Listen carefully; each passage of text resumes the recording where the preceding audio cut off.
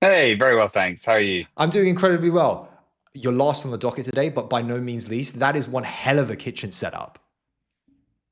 Thanks very much. It's even weirder than it looks. It's down a sort of mezzanine staircase, so it's sort of slightly off the main room. But yeah, I thank you. love it. Is that a bonsai in the background as well? No, it's not. It's some very old, very dry proteas from the side of Table Mountain. But Ferdy, I thought you were in AgriTech. What's happening here? I am an AgriTech. I am an AgriTech. AgriTech furnishes a nice lifestyle. No, I'm joking. This is nothing to do with AgriTech, unfortunately. But it's nice to be surrounded by nice stuff, isn't it?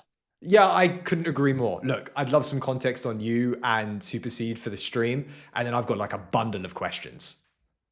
Great, cool. Can't wait to get stuck in. Yeah, happy to kick off with a quick intro. I guess re Superseed, we're a London-based venture capital firm. We invest in B2B software founders at the earliest stages, everything up to but not including Series A.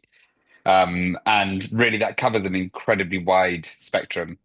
Um, but really, the stuff that we like focusing on is sort of infrastructural, meaningfully disruptive software platforms. And we try to operate on a very basic philosophy, which is that investors are at their best when they enable things that otherwise wouldn't be possible, either with cash or contributions beyond capital, and then get out the way. I think that's sort of an often forgotten contribution that we can make. So we are all ex-founders, we're all ex-operators, and as far as possible, we try and be helpful to our portfolio founders. And I guess that segues fairly neatly into me and my background, which I won't spend too long on. Much like the rest of us at Superseed, I'm an ex-founder. My first business was an agricultural machinery importer in Zimbabwe, in Southern Africa, and I think since has expanded beyond the confines of that wonderful country. But that was sort of my first foray into business. It became quite an inhospitable business environment. Thanks very much, Mr. Mnangagwa. Inflation, I think, at one point hit 3,500%, which is tough when you're trying to pay foreign suppliers with forex. Hmm. And actually, it became quite violent. So I came back to the UK, started working in SaaS, learned the hard lessons about what it means to scale a SaaS business from a sort of salesperson's point of view, and went from very modest revenues to something that made the company attractive to be bought. And I then left that company and joined some friends from university who were setting up a proptech, residential property management platform for institutional landlords, which I did for about a year before realizing I was not very good in the role, found the market really difficult, wasn't that bought into the mission, which by the way is no criticism of the mission, just of myself, I guess. And decided at that point that I'd acquired a lot of experience of going from zero to one, and could probably help others do the same more effectively. And that's when I became an investor and have been in venture ever since. Why do you love the game of venture? I think it's I think it's hard not to.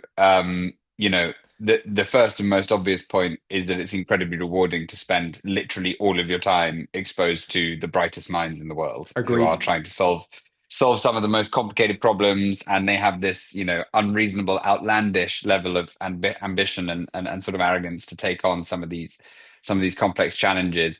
And then, there's the enjoyment of the day to day, and then there's the outside chance that if you make the right bet, there might be really really meaningful financial returns. So the sort of cherry on top of an already very well iced cake. But it's a wonderful gig. Where did the love for agritech come from? Is it because you spent so much time on the ground actually doing it versus just as an observer? I think so. The love for agri definitely came from Yorkshire, which is where I grew up, and Hmm. was just always around farmland, and was always obsessed with tractors. And the love for agri-tech, I think, came from a really basic lesson learned very firsthand, which was seeing the impact. that mechanizing a subsistence farmer can have. And, you know, agriculture is such an important part of our story as a species. And, you know, societies are all downstream from agriculture. Our ability to kind of communicate and expand beyond tribes of 150 people are very intrinsically intertwined with agriculture. And readers of Sapiens will be nodding wisely at this point. But I think, you know, it's really difficult to go from subsistence farming on land that is nearly arid Hmm. to commercial farming. And for Zimbabwe, there's this romantic idea of, you know, returning it to its status of the breadbasket of Africa. And we saw that very low complexity technology could have a massively outsized impact, which quite naturally leads a curious mind to seeing what happens if you inject further, more complicated technological impact, and what is the result of that work. And yeah, that was the beginning of a long held passion. And so I guess B2B SaaS in the context of what you were doing previously just doesn't hit the same. It doesn't quite, you know, occasionally we're lucky enough that there are propositions that are in the intersection of these two sort of the two circles in the Venn diagram. There are relatively few very meaningful investments in software that will also have an outsized impact, a detectable impact in the real world. And you know, I am not being very loyal to the venture industry here because I think a lot of people think of financial returns as a really important impact, right? I mean, we have changed something if we're able to generate massive financial returns. That personally doesn't energize me hugely. I like being able to see different versions of change. And, you know, I think I wouldn't really call myself an impact investor, or certainly not somebody who would be swept up by the sort of sustainability tech friendly, but I really do want to see a positive change in the world as a result of the investments that I make. I guess Martin from Venture sits quite nicely at the intersection of that Venn diagram, right? It's hardware, or it's built for people that are building in hardware, but obviously it's a software style of product. Like for you, looking at what they were building, and obviously the team there is just absolutely incredible. Why was that a good bet to take? Yeah, I mean, it's pretty cool backing two young engineers who, you know, got to know each other by building Hyperloop projects while they were at university, right? And that the team itself is always the first beguiling thing. But no, the truth is that we as a firm had spent a long time doing deep dives into this space, into the technological area, and trying to understand what is the future of design engineering? What is it going to look like? How is it going to change? And you know, there are the sort of rise of generative AI introduced a very real possibility that you would remove humans from the loop almost entirely. Hmm. But in some way, we needed to teach AI sort of this physics-based modeling, which is so important to retrofit onto a probabilistic LLM, because otherwise you're going to end up with a different answer each time.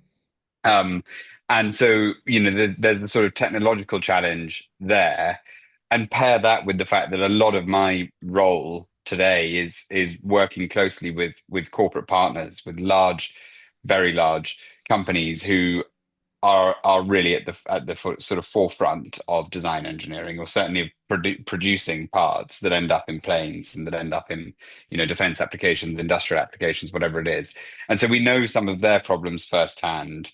We know from our own experience some of the technological issues, and we see this team of engineers who we think look promising, but crucially have identified the two things that we've identified.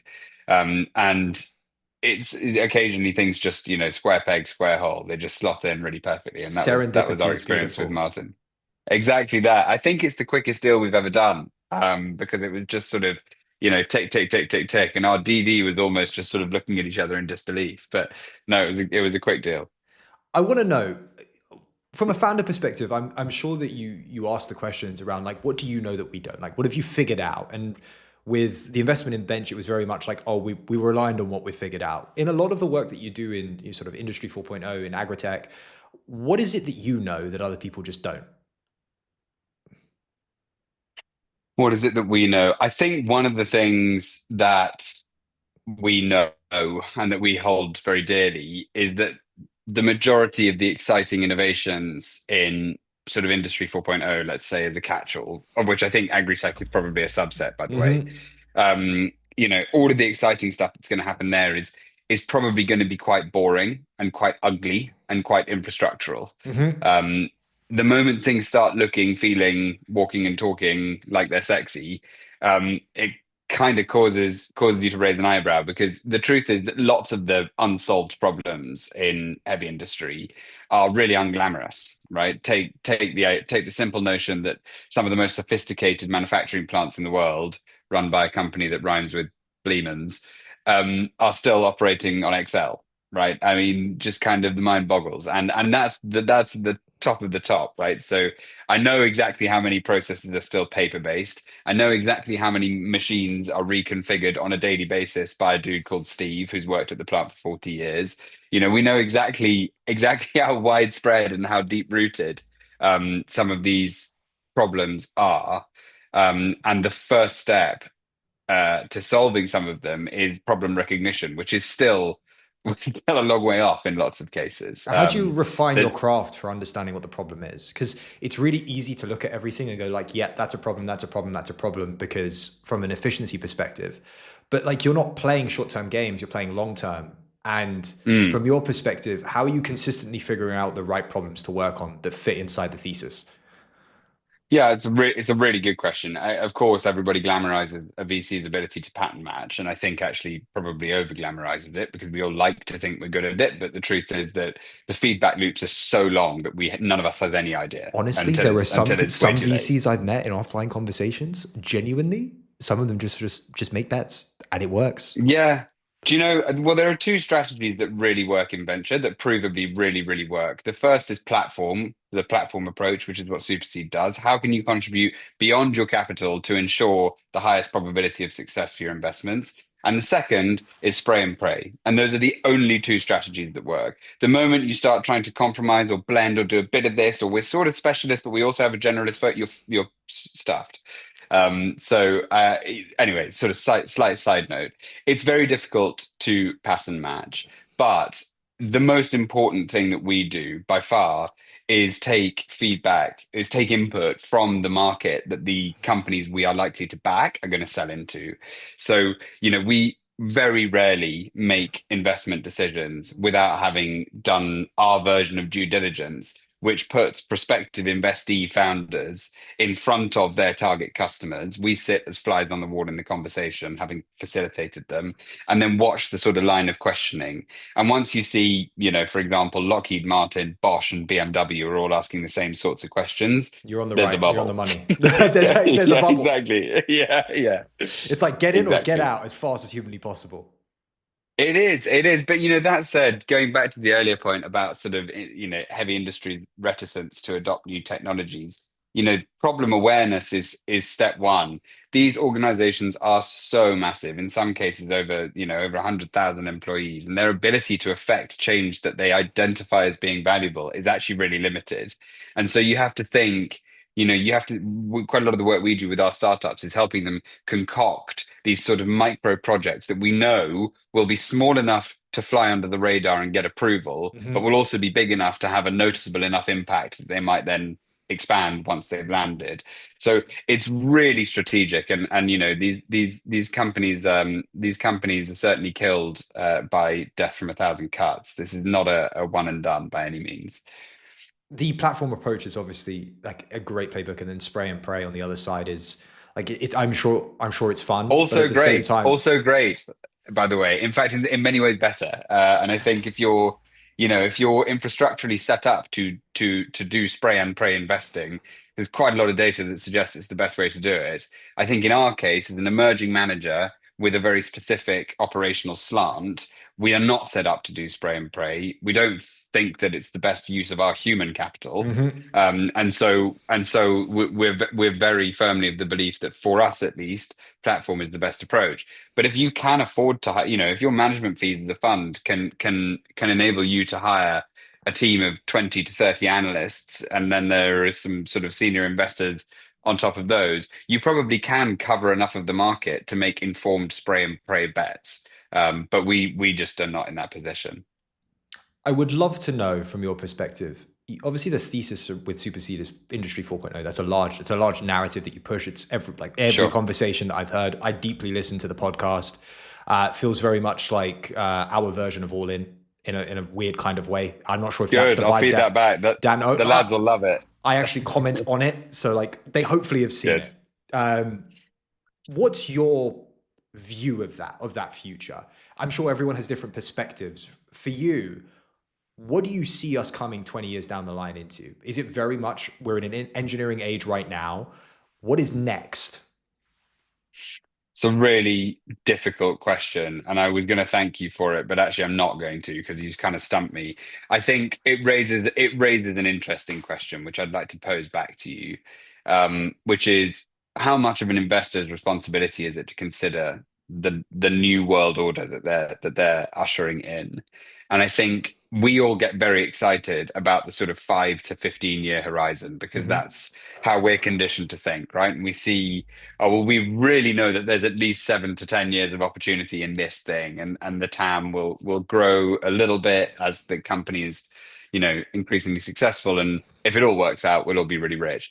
What we often, I think, don't consider enough is, but if this happens, and if it happens on a global scale, what is the net? What is the net outcome? What is the net impact? What is the world that we'll have created, and how is it different?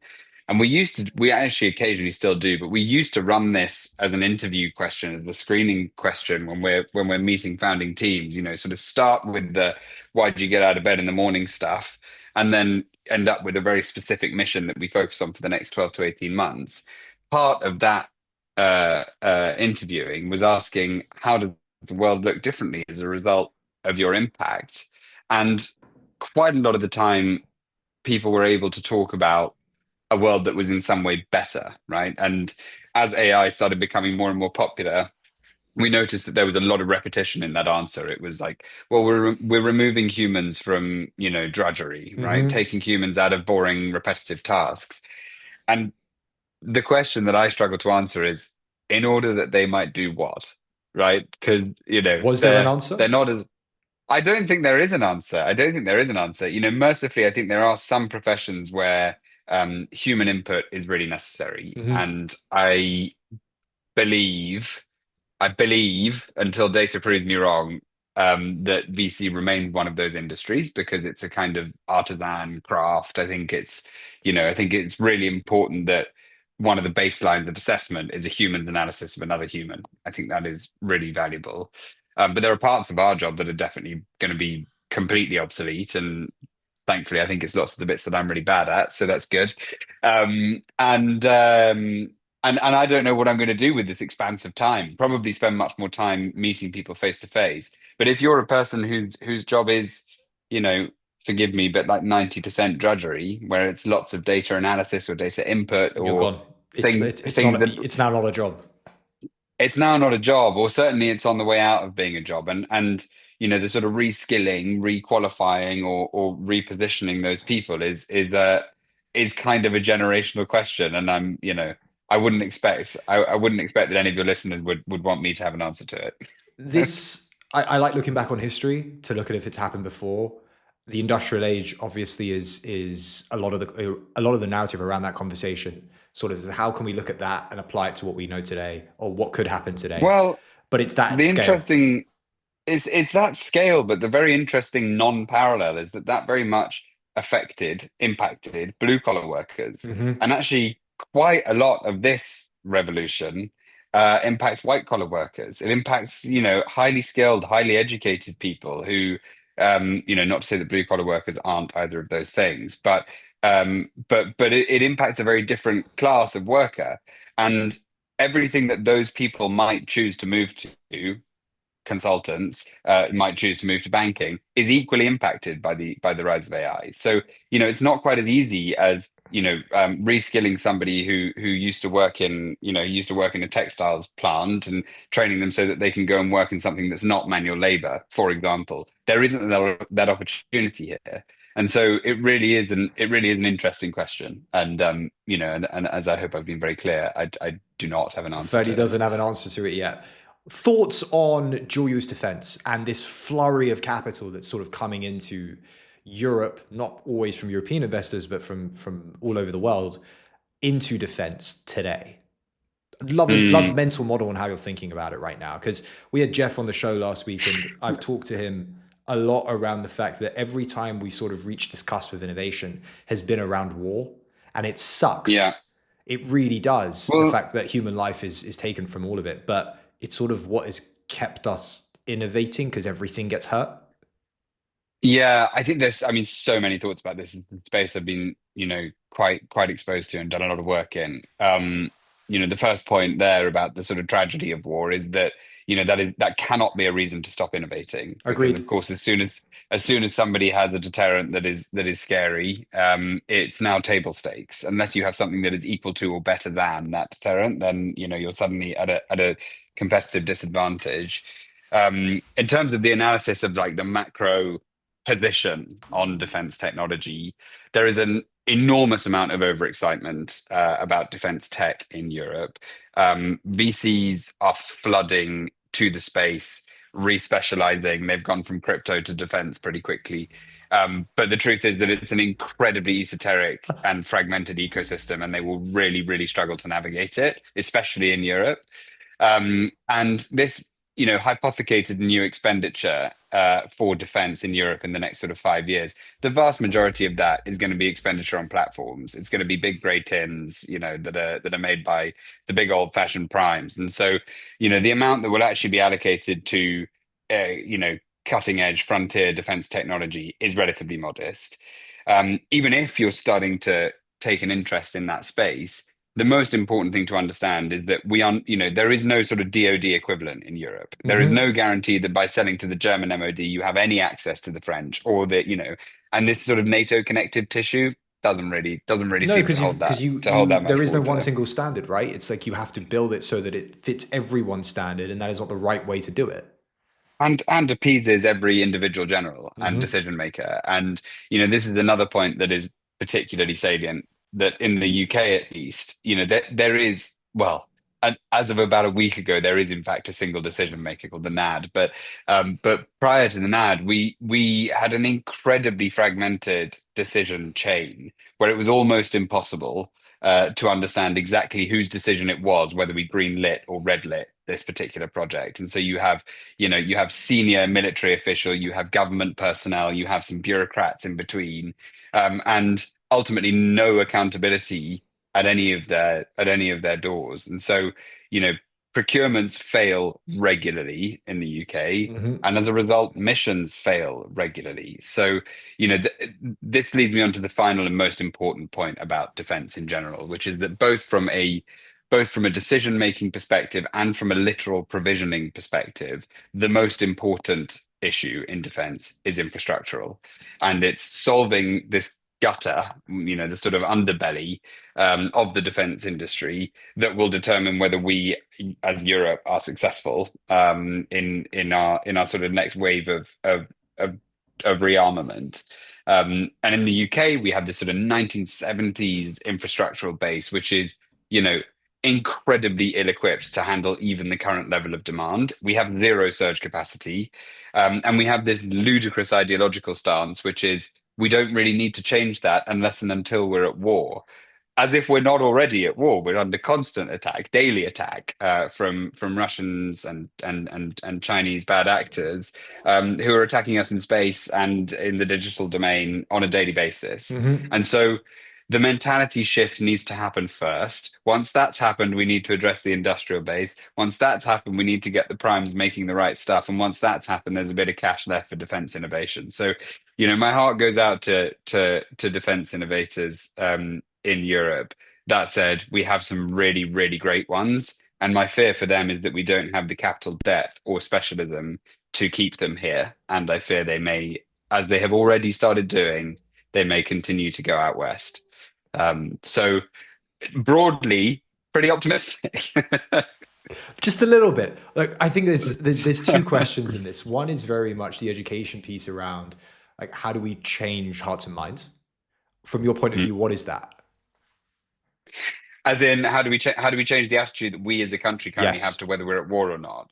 Yeah, so it's a very interesting question. I had a dinner And last I week don't think with it's as simple as we're just changing our version of our version of the chief of war to chief of war and whatever we call it, right? I think it's slightly more no, nuanced based on our attitude. it would be very un-English for us to have a chief of anything, let alone war. Yeah, I think it's a really difficult question, and I had this. I posed it to a group of people who are legitimately informed on the defense industry, really, really important thought leaders last week, and the conclusion was, in my mind, quite depressing, but I guess in other people's mind, quite reassuring. Um, we can't instill false urgency. You can't invent urgency. But when urgency exists, we're better prepared than you think. And that does apply to, I'm sure that applies to lots of instances, in lots of instances. But it doesn't apply to things like munitions and making sure we have a good, a good repository of spare parts. And, do we have enough artillery cannons? I think at the last count we have 14 in service in the UK, 14. And it's just we're woefully ill-equipped for theatre, and hopefully we have good enough intelligence, and I think we do have pretty good intelligence, that we won't get to full wide-scale theatre. But if we were to, I don't think we would be very well prepared. So I don't think you change hearts and minds. I think context changes hearts and minds, and maybe doing that sort of thaws out the plucky Brit that we haven't seen for half a century. Thoughts on this European renaissance that we're currently seeing? When I say Europe, I include the UK in that, where Mm. we are So building you our, should. yeah, exactly, right? So we're building our own independence. We're hopefully investing in our supply chains and our infrastructure. Like, why are you Uh-huh. bullish on Europe, conversely to the US? Um, so I have to be a bit difficult because I'm not sure that I am. I'm not sure that I am bullish on Europe conversely to the US. I'm like inordinately optimistic. And the principal reason that I have faith in our ability to change the way that things are at the moment, firstly, because in Europe, certainly in continental Europe, there is legitimate urgency. There is a very real fear that we could be entering a sort of war as we know it environment. So the urgency exists. Secondly, and most reassuringly, we have unquestionably world-leading technical talent, and R&D institutions. Our technical universities in Europe are without question the best in the world. And so I have massive faith in our ability to foster the next generation of innovation.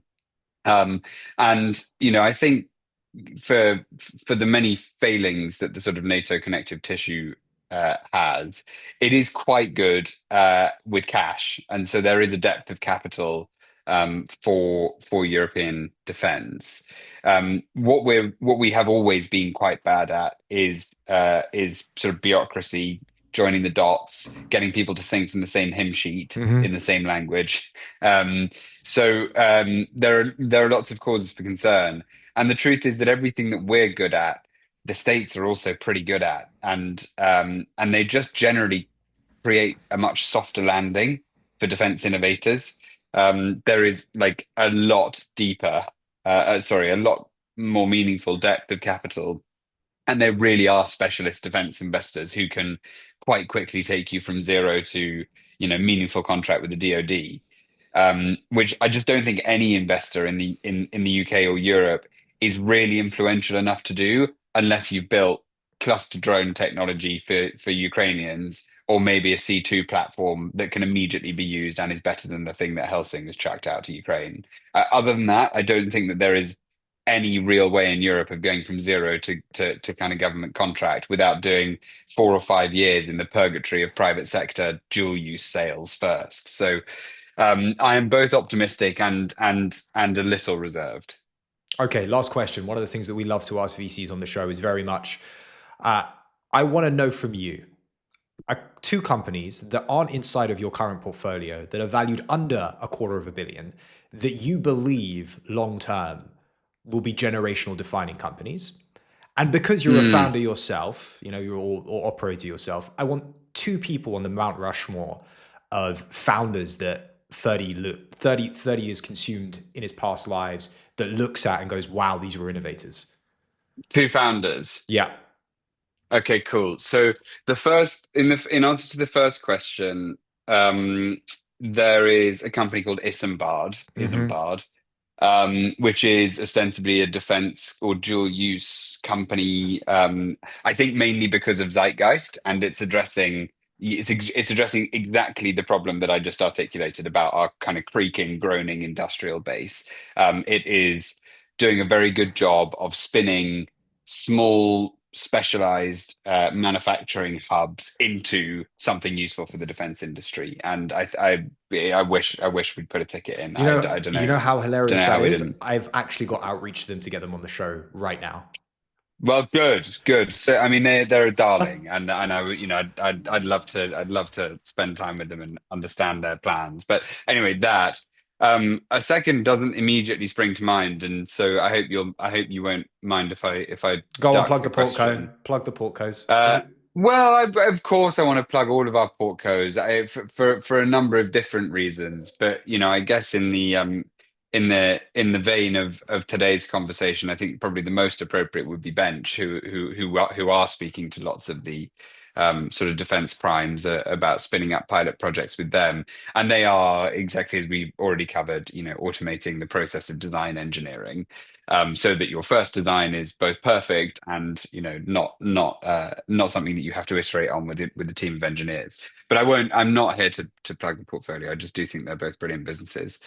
In terms of the Mount Rushmore, and it is weirdly, tangentially enough, connected to defense. But I think an unsung hero, especially in the context of Europe, is Daniel Ek, Hmm. of Spotify fame, who is unquestionably a genius and as somebody who's a force of nature reshaping a very outdated industry, It's which I quite respect interesting massively. how he's gone consumer first and then gone into housing, Yeah, right? yeah, super interesting. And I would love to know more about that story. I'd love to know more about that transition, why it's attractive to him. I mean, I know that the Nordics in general have always had an incredibly good relationship with technology and with defense. They've Hmm. always been disproportionately strong, punching well above their weight. Um, so I would just I'd love to understand how he went from here to here and who was in between. But obviously, just total genius. Super interesting.